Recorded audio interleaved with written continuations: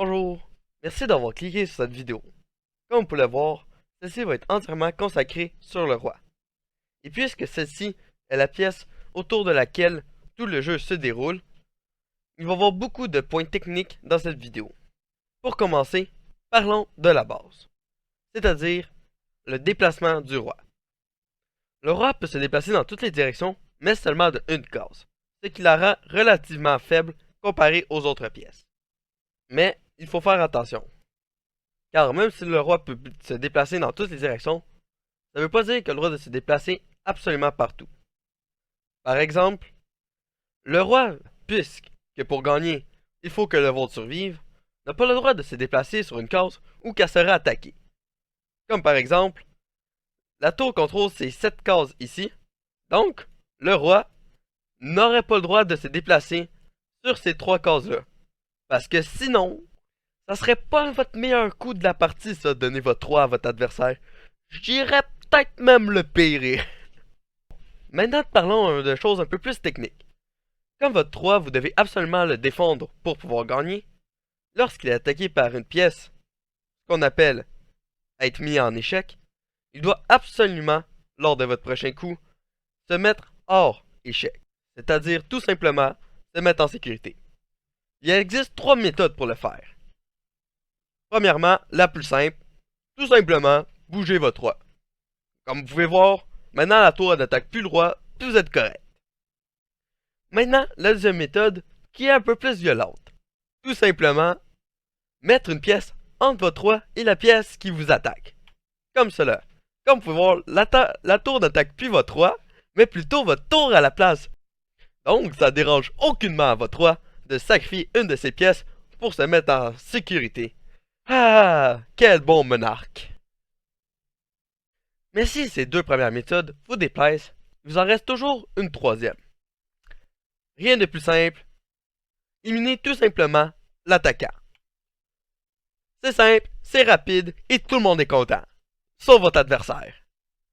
J'avais oublié de préciser que, comme vos 2 rois saillissent à un point inimaginable, il doit toujours avoir une distance d'au moins une case qui les sépare. Sinon, j'ose même pas penser qu'est-ce qui pourrait arriver. Pour finir, je vais vous parler du coup le plus élégant que le roi peut faire. Je parle bien du rock. Non, pas rock la musique. Rock Q. C'est juste les échecs qui utilisent ce mot-là. Pourquoi pas? Tant qu'à inventer des règles, aussi bien inventer des mots. Sinon, qu'est-ce que c'est le rock? Eh bien, c'est le seul mouvement du jeu qui implique le déplacement de 2 pièces en même temps. Regardez-moi ça. Vous bougez votre roi de 2 cases, soit vers la droite, ou 2 cases vers la gauche, et vous pouvez voir, votre tour va apparaître magiquement de l'autre côté de votre roi. En plus de détails, vous avez le droit de faire ce coup magique quand ni votre roi ni votre tour ne bougez de la partie. Et, comme j'ai dit, votre roi se déplace seulement de 2 directions vers l'une de vos 2 tours, et celle-ci va se mettre directement à côté.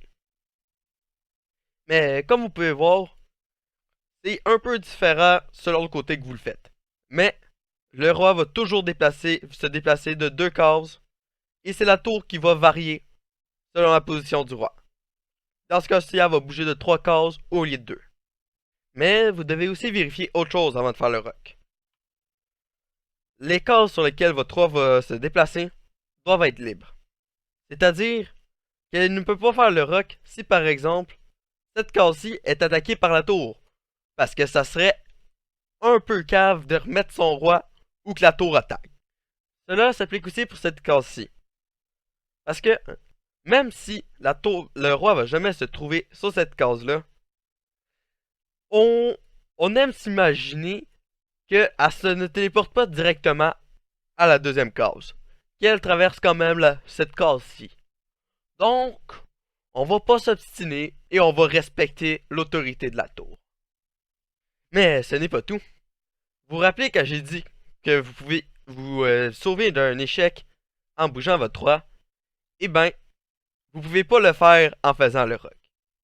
Malheureusement, ils se sont dit que se déplacer et faire le rock, c'était pas pantoute la même affaire, donc, malheureusement, vous êtes obligé de faire un autre mouvement autre que le rock si vous voulez vous éviter d'un échec. Bon, voilà. J'espère avoir fait le tour de tout ce que je veux dire sur le roi et que ça n'a pas été trop plate pour vous.